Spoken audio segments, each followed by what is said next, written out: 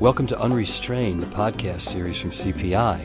Here you can enjoy conversations where professionals on all sides of crisis and behavior management relax and open up about themselves, their workplace, and their clients. You'll get the latest tips and trends from the best in the business, so tune in often to integrate their experiences with your own. Hello and welcome to Unrestrained, a CPI podcast series. This is your host, Terry Vittone, and today I'm joined by Julie Hyland. She is the director of the Wisconsin chapter of Music Memory, a nonprofit organization based in New York that brings personalized music into the lives of the elderly or infirm through digital music technology with the goal of improving their quality of life. Hello and welcome, Julie. Thank you. Glad to be here. We're glad to have you. Thank you for joining us. Let me tell you a little bit about my guest. Julie Hyland has a Bachelor in Business Administration from Edgewood College and was introduced to Music Memory while working for the Wisconsin Department of Health Services. She joined Music Memory to establish a student volunteer program to educate and create intergenerational volunteer opportunities for high school and college students in Wisconsin. Could we begin today by having you tell our listeners about the origin and development of the Music Memory program? Absolutely. So it's pretty neat. In 2006, our founder and executive director, Dan Cohen, actually heard a radio report about the popularity of music listening devices such as iPods or MP3 players. And he was curious if these devices were being used in long-term care settings, such as nursing homes or assisted living communities. And he did some research and found out that the approximately 16,000 nursing homes in the United States, not one of them were actually offering personalized playlists utilizing digital devices like this. Not a single one. Not a single one, which was really interesting. So they were offering music therapy, or they would have perhaps like group live music performances, but nothing that was personalized to that individual's playlist and the music that was important to them. And Dan, being a huge fan of music from the 60s, thought, well, geez, if I'm in one of these long-term care environments, am I going to have access to my own music, or am I going to be subjected to listening to somebody else's music or some live performance that I don't enjoy? So while he was also doing some research, he was finding out that there was some really amazing positive effects of music, those with a dementia diagnosis or Alzheimer's, but really looking at dementia broadly, that there were positive effects of it, and really found that through American Music Therapy Association, or AMTA. Unfortunately, not every long-term care organization has access to a music therapist or brings a music therapist in. So this is a nice tool that could be utilized to bring personalized music to individuals in long-term care settings. So what we do is we actually offer these personalized playlists, and they're created for the individual based on their musical preferences, their memories, and also their personal history. And then Dan went on to actually start volunteering in a nursing home in New York. He cold called a nursing home and said, I want to try this out. Can I come and try this out? So he went in armed with 3 iPods, his laptop, and was able to work with 10 residents. And he was coming in every couple of weeks then to kind of fine-tune personalized playlist. So I'm curious. So what are the steps to creating a personalized playlist for somebody in a memory care facility? So what we try to do, especially if they have family members and friends that are still involved in their lives, to talk with those folks if the resident themselves is not able to vocalize what type of music or the artist that they're really interested in. So really trying to get the social history from family members is really key, and likes and dislikes. But you sometimes run into a roadblock because kids don't always pay attention to what music their parents enjoy.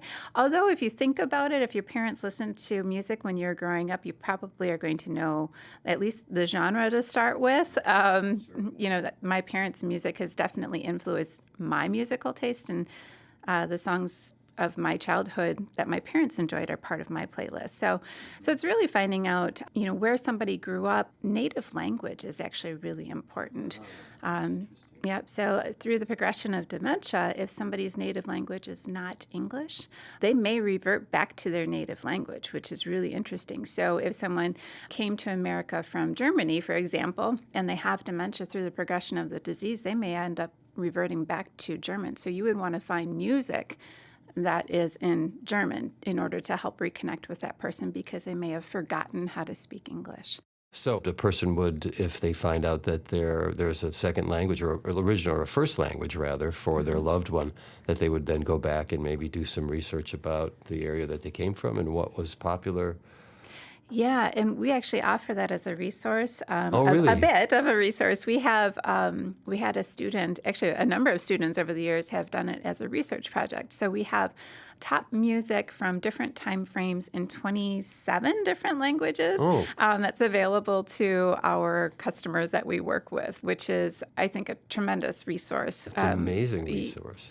But I think it's more that you have to know that that's that person's background in order to try it. Because if you're trying to find music based on their age from America, for example, where they grew up in a different country during that time frame, you may not have as much success. So you said 27 different? 27 different languages. So what are some of the most obscure? That's really... Oh, my goodness. I would probably have to look at it. I'm not 100% sure. I know that... I know that's kind of a curveball question, but it sounds like, wow, that's just really so in-depth. Yeah, there's quite a few on there. And there's some languages that have not been developed until just recently, like, for example, Hmong language and music and such. And so, like, as a lot of Hmong immigrants that have come here. Yep. And so, like, even if we look in Wisconsin, there's some pockets of Russian immigrants and Hmong. We've even have, well, obviously German. that's not too unusual. And then Norwegian. But we've had some folks in the state that we've served who have reverted back to their native language of Italian. And so we were able to help them having music available from the time frame in the language, which is fun. So, well, with our article accompanying this, maybe we can print a list so people can scan that and say, you know, boy, I didn't think anything like this would possibly be available because of, locations that maybe immigrants are not as prevalent as, say, Germany or Italy or other places where we see a lot of Wisconsin people come in.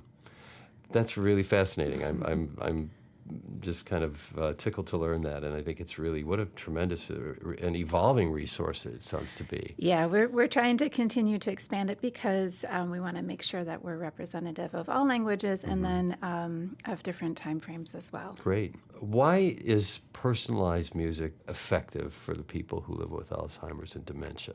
Well, it's really interesting. There's been a lot of research and continues to be research, and I don't believe that they can actually pinpoint one area of the brain that we have musical memory. But it really seems to be that our entire brain responds to music. And the different parts of the brain are responsible for different things. So we may be able to hear music, and that's processed in one area of the brain. Reading music is processed in a different part of the brain. The area responsible for movement is in a different part of the brain. And then actually playing an instrument and having that muscle memory associated with it is in a different part. And then we have emotions that we're able to tie to all of those different components when we're listening or playing or dancing to music. And so our entire brain is responding to music. And the musical memory gets written within there. And I'm still trying to figure out exactly, can they determine where in the brain our memories are locked? But it seems like it's locked into these different areas that are responsible for these different, the motor responses and such. So it's not just in one part. So even though an individual may not be able to remember what they had for breakfast, for example, if they have dementia, some form of dementia, if you play them a song or you start singing a song from their childhood, that music is locked into their brain and they're able to start singing along with you. And sometimes it may seem what they call like a word salad where it's mumbling, but you can tell that they're trying to form those words. And the more that you practice with them or continue to sing, they're actually going to be able to communicate a lot better because they recognize the song. So something as simple as saying your ABCs or Twinkle, Twinkle, Little Star or You Are My Sunshine, those types of songs are ones that are locked in our brain. And it really fits with our dementia care specialist training.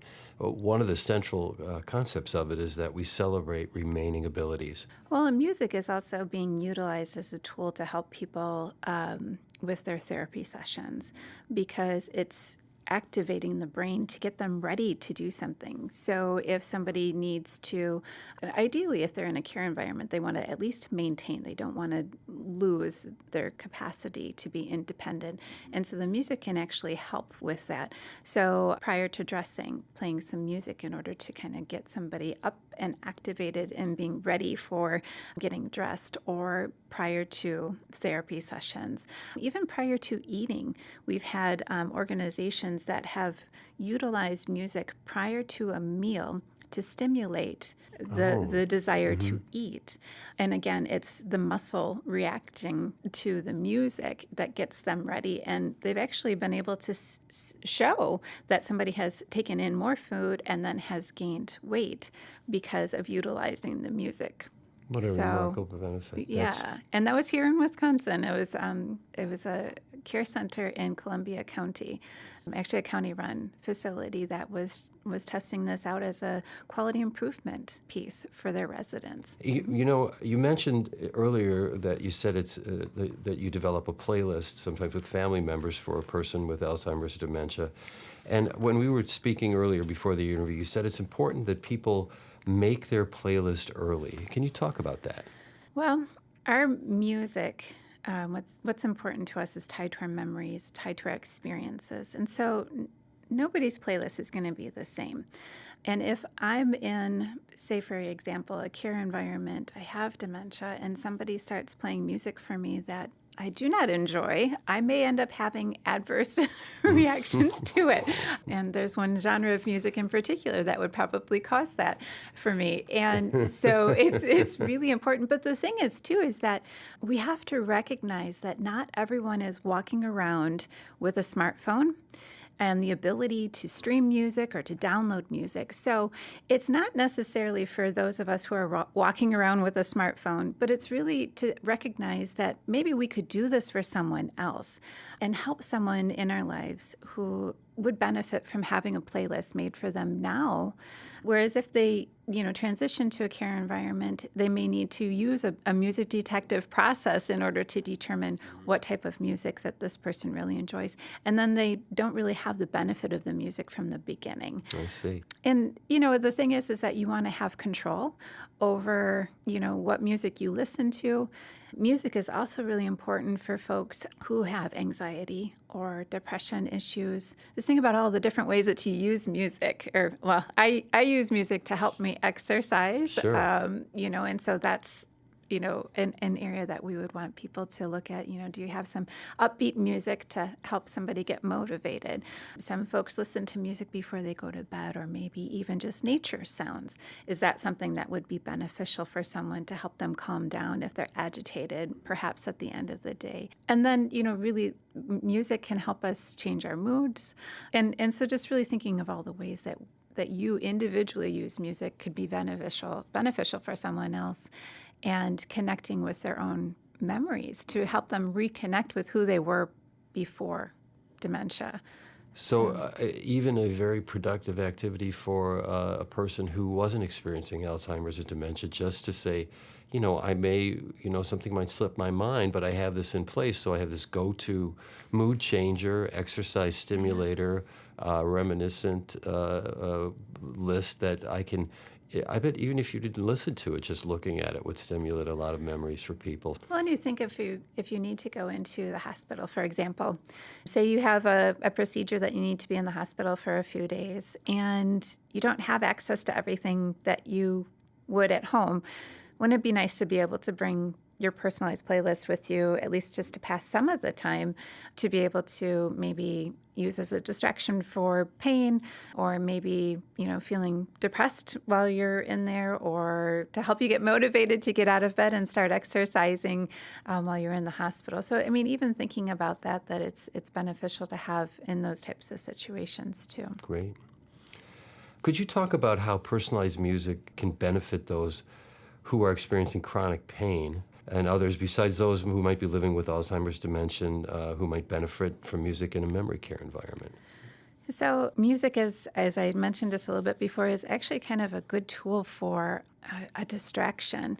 There's been research done that shows that people who listen to music or utilize music therapy in conjunction with other therapies while they have pain, chronic pain, can actually reduce the amount of pain medications that they would be taking.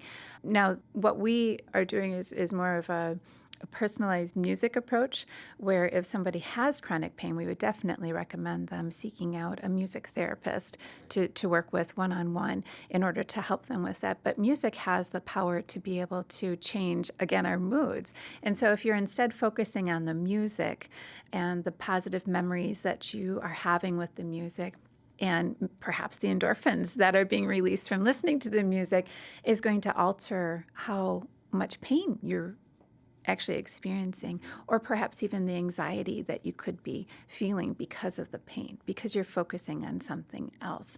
So it's really beneficial for folks to be able to seek out natural ways in order to care for themselves. In a long-term care environment, a lot of folks are actually spending their days idle, maybe looking forward to the next meal, perhaps, but the majority of their time is spent idle. I don't know how many care environments you've walked into where the TV is just on and people are just kind of parked in front of the TV and nobody's engaging with them. What we are looking for is for the music to be able to engage, and we want people to engage with that. This is actually a tool that family members can utilize when they go to a care environment to visit with their loved one. Music is a great way to engage with someone. You can listen to the music together. We offer splitters, so 2 headphones can be plugged into the one device to listen to, or you can use an external speaker. And you can talk about the music and you can talk about the memories that are going along with it and to be able to communicate with your loved ones. So we're looking at this as a way to enhance communication with our loved ones in care environments. And what a dramatic contrast, because I have been in memory care facilities where people are wheeled up in front of a television and there is no communication between the residents, and also this just because there's a TV blaring doesn't mean that there's any engagement with it. Right. There doesn't seem to be a communal or really a sense of engagement in that sort of scenario. So to change that paradigm to something where people aren't just, as you said, idle, because that is really I mean, it's a paradigm, and I think that of care that is changing gratefully, and that music and memory is kind of on the vanguard of changing the quality of experience that people in memory facilities might have. Yeah, we're really hoping that we can change the culture of long-term care environments. We've had some organizations who have done a tremendous job where they've actually utilized personalized music prior to a planned activity and have seen more participation in the planned activity and even peer-to-peer interaction after an individual or individuals are listening to their personalized music. They're more engaged, they're ready for the activity, and they're communicating with each other. I had one story from a long-term care environment, where the lady was listening to her personalized playlist, but she was listening to it in more of a common area because she didn't want to be in her room. And so she had a little external speaker, and the music was playing, and then other residents were coming up to her and enjoying the music together. So all of a sudden there was this little group, and they were all singing the songs and enjoying and interacting together. And it was because she didn't want to spend time in her room by herself. And so it made it a really great social activity for the residents to come together and enjoy, which is cool. That's great. So. And that leads into my question. Maybe you've kind of answered, but please share with our listeners a story about how personalized music has had a dramatically positive impact on a person or persons living with Alzheimer's dementia. Actually, you just gave us one, but if you've got I have another one. Okay, yeah, great. I've got another one. All This right. one is actually from my personal experience. Excellent. So in Wisconsin, we've been able to go into a lot of different areas, and so one of them that we've been able to get into in the last year is actually out into the community. And so this is an example of a situation where a public library who adopted the program needed a little help for their first interview. And so we were able to meet a couple in the community, and earlier onset for the individual that we were serving. And so I was kind of looking at him going, boy, about the age of my parents. And so I was thinking about some of the music, kind of initially. We were going through the interview process, and I could tell that the questions were becoming a bit of a frustration for him because he couldn't find the words and he couldn't give me the answers. And so I switched gears and I opened up my laptop and got iTunes up and running, and I said, this is a song that I remember my parents listening to, and I wonder, is this one that you would enjoy as well? So I brought up the Beatles. Beatles are one of those bands that are definitely going to be on my playlist, even though, it's not necessarily from my time frame, but it's from my parents. And so I brought up some Beatles songs, and immediately his response changed. He was no longer getting frustrated. He started singing along with the song, tapping his fingers on the table. And so then that quickly then transitioned to other songs because we started the dialogue. We started a conversation in a realm where he was comfortable and he felt empowered to be able to say, yeah, I can do this and I can sing along with this. And so then we started visiting other songs. And it was also interesting to see the change because his wife is his primary caregiver. And during the interview, they actually were interacting as husband and wife. He started joking with her and was being really just very playful with her. And I could see them as husband and wife and not as a caregiver and someone receiving care. So for me, it was like emotionally very, very powerful to see that transition right before my eyes. And so that was really an amazing experience. And that's it's a good part of what drives me on a daily basis in order to further bring this out to people, because if I can see a difference like that in a husband and wife is tremendous. So do you remember the first, I'm guessing it wasn't I Am the Walrus. Do you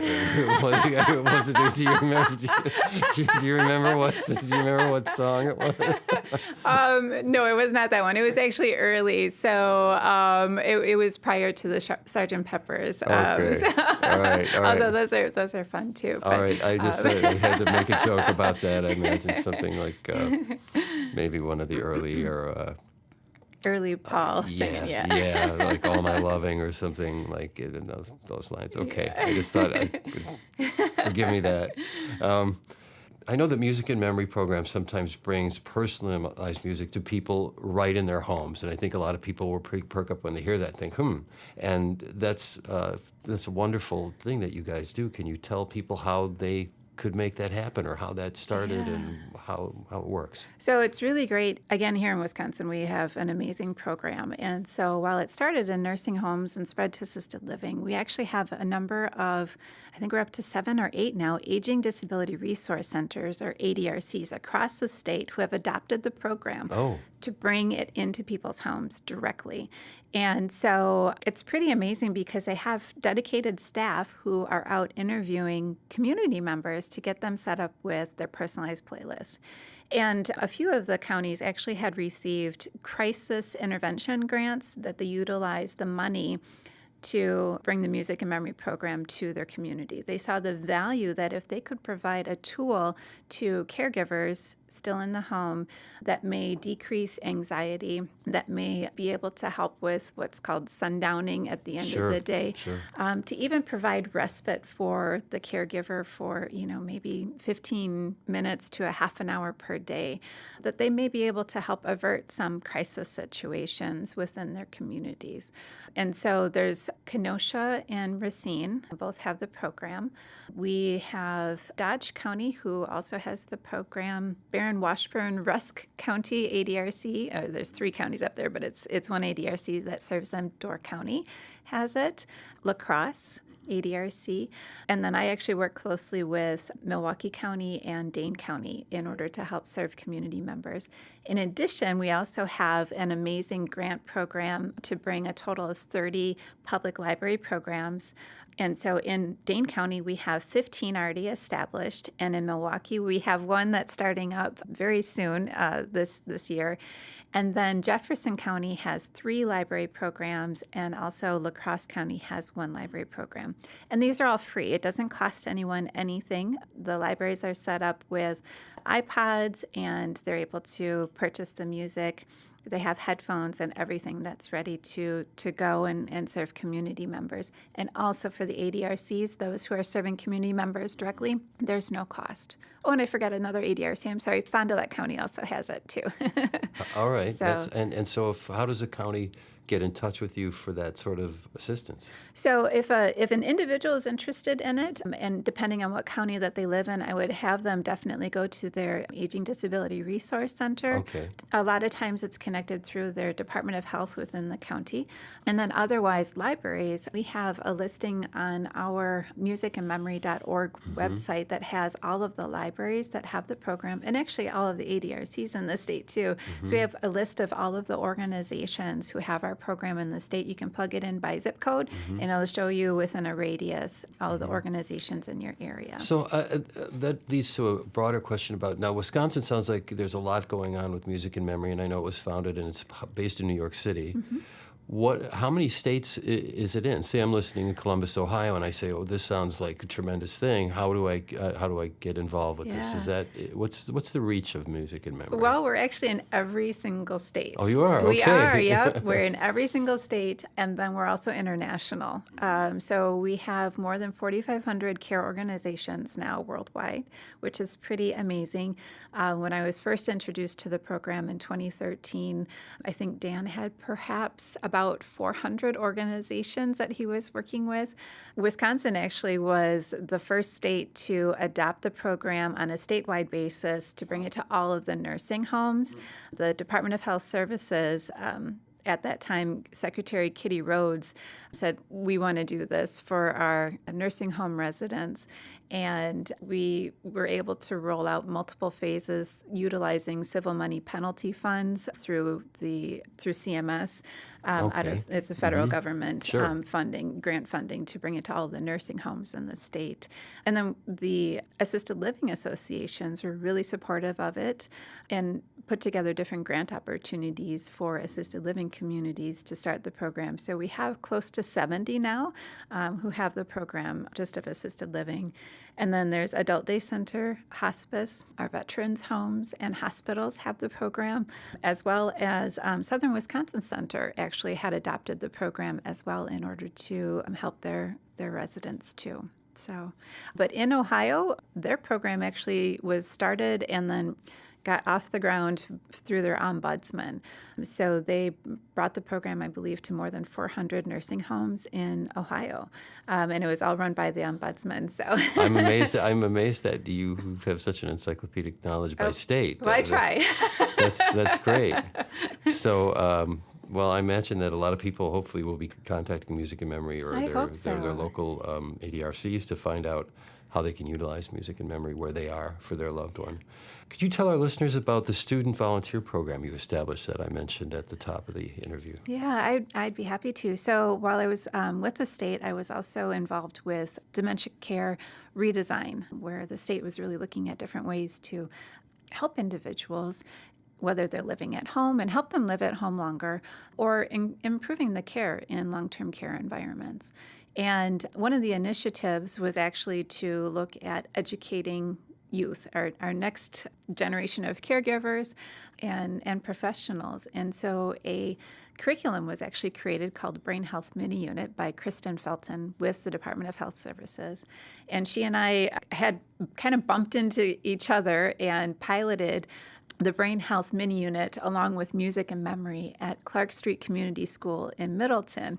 We were both targeting the school at the same time, not really realizing it, but it became a perfect marriage because while you think that it would be important or that people would want to learn about brain health or dementia, it's not really a sexy topic to approach it at the high school level. But when you introduce music and how music can help someone and how, speaking that language of a high school student, that you can use music to connect with someone else and to help someone else, it's very much appealing.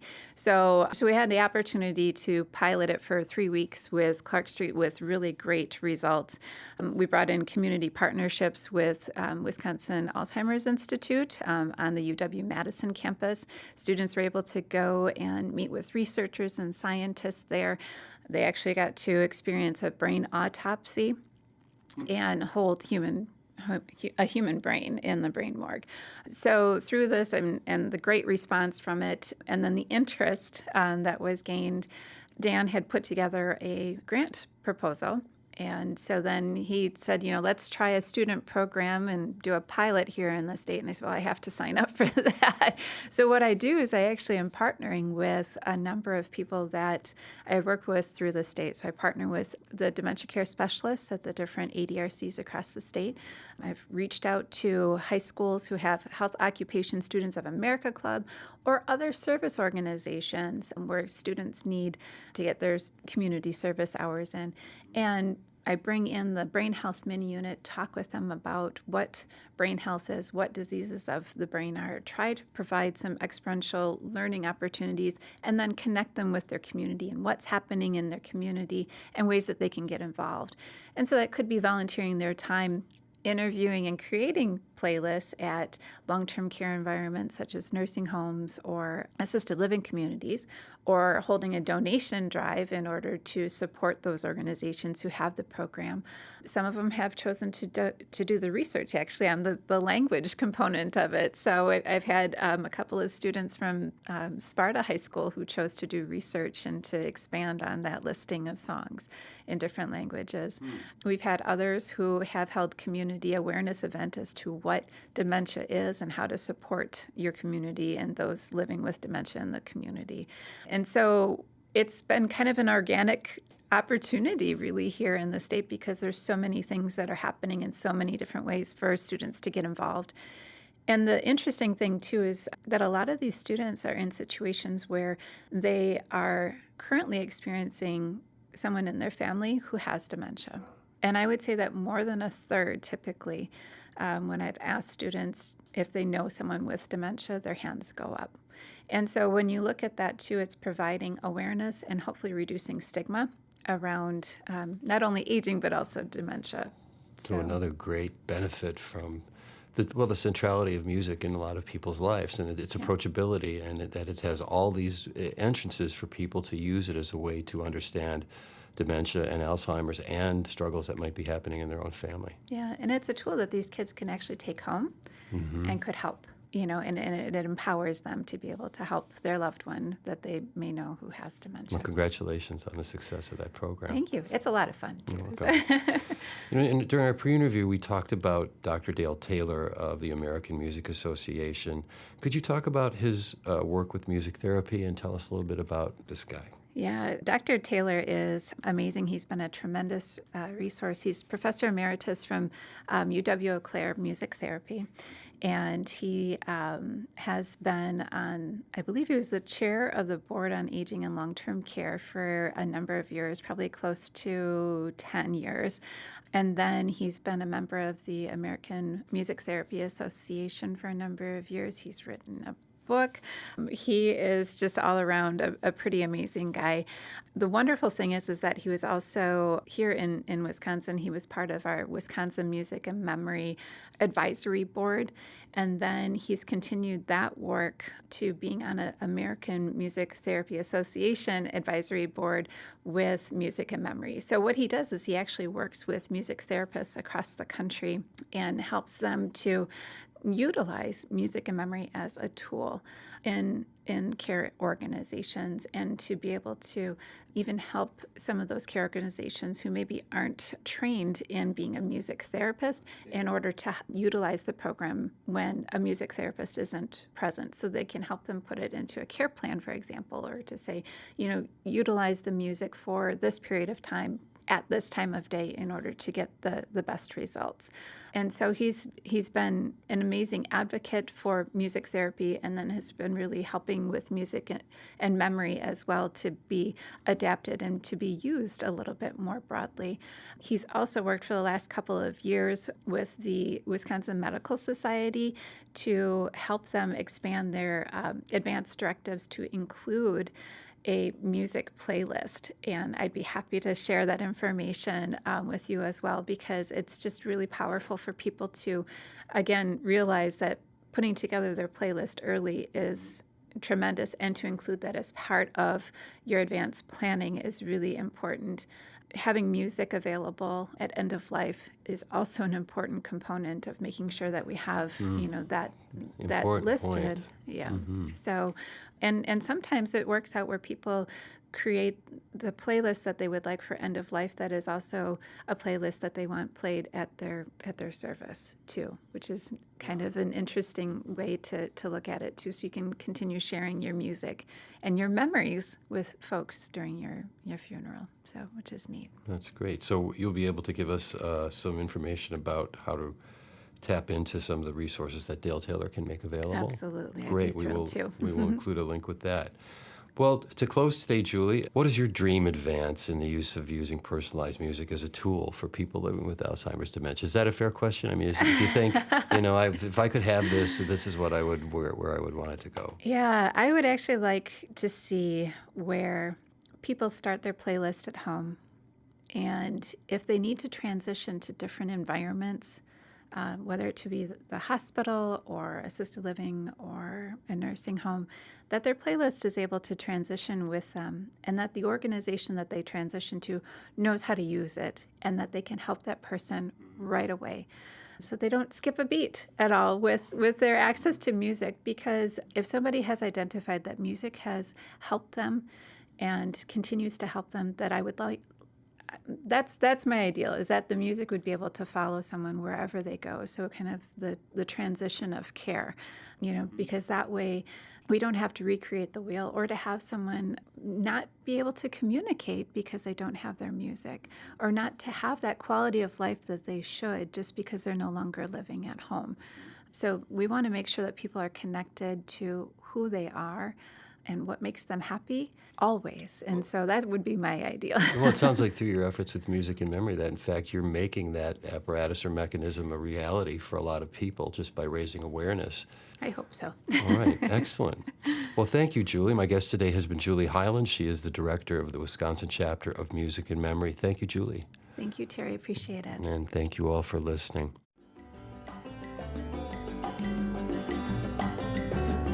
Thank you for joining us today on Unrestrained. Tune in again soon for another interview with an expert in behavior management. Until then, this is your host, Terry Vittone, hoping your intention is prevention.